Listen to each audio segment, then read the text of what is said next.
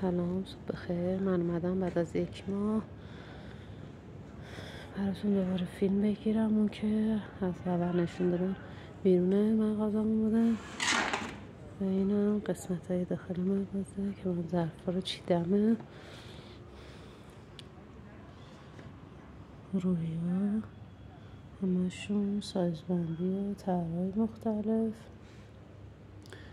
تابه هاشون خود قابلمه ها، سریش آلمونیومه، یه سریش روحیه. اون دوتا رنگ مشکی آبی هم روحی رنگیه. اینا هم تفلونن، ظرفای تفلونمونه. من این 1 ماه نتونستم، کاری برام پیش اومده بود و نمیتونستم براتون فیلم بگیرم بذارم، معذرت خواهی میکنم.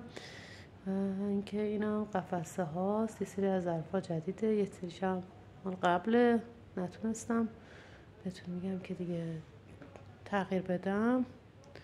اینا همون هست دیگه، یه سریش جدیده گذاشتم، یه سریش هم مال قبله.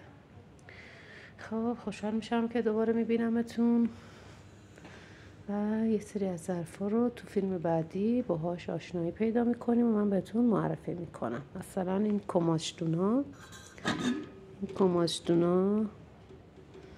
کماشدونای خیلی خوشگلی هم، آبگوش دیزی، غذای شمالی. این هم سایزهای کوچیکشه، اینا هم سایز بندیشه، خیلی خوشگلن. اون زیریش هم که چکشی و مرغی هن.